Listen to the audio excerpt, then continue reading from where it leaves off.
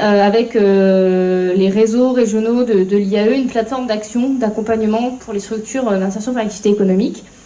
Donc on l'a montée l'année dernière, à partir de janvier. Et c'est à partir de janvier aussi qu'on a commencé à avoir un dialogue un peu changé avec la Directe de ce fait de la mise en place de ce projet. Ça permet d'expliquer aussi pourquoi les relations changent aussi un petit peu. Donc on a fait un travail partenarial avec on est 5 réseaux à avoir travaillé dessus. Donc il y a Courage, Chantier École, Auvergne-Rhône-Alpes AI, la Fédération des EI et la Fédération des acteurs de la solidarité. Donc avoir mené ce travail, l'objectif c'est de baser ce travail sur l'accord cadre régional IAE pour donner un sens aussi à l'accord cadre régional IAE, un sens avec des actions concrètes de terrain, parce que souvent on parle de l'accord cadre régional IAE, mais globalement on ne sait pas trop ce qui s'y passe quand on est une structure IAE, on dit oui c'est bien beau cet accord cadre, mais qu'est-ce que ça a comme effet concrètement? Donc on a décidé de se saisir de cet accord cadre pour développer un certain nombre d'actions basées sur 3 axes, donc la professionnalisation des structures, l'accompagnement et le développement des structures et les passerelles avec les entreprises. Donc ces axes se déclinent soit en actions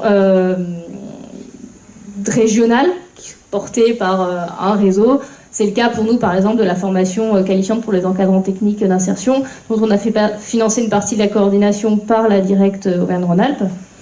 Mais ça peut être des actions plus territoriales qui sont portées en binôme avec deux réseaux portent ensemble l'action sur un territoire ou sur plusieurs territoires.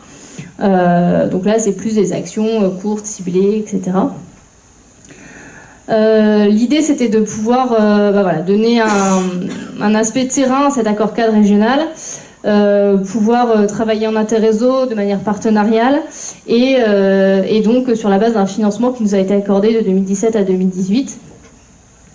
Donc un peu à cheval sur les 2 années. Et actuellement, on est en train de retravailler sur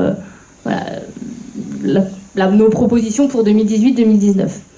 Donc dans nos échanges avec la Directe, on essaye vraiment de donner aussi, d'incarner tout ce qui se passe, les recommandations du rapport Borrello, etc., à travers les actions qu'on propose, en tout cas là, pour 2018-2019. On essaye vraiment d'être dans un lien avec l'actu, les mouvements qu'il y a dans le secteur, et nous, ce qu'on peut proposer pour le développer sur le terrain.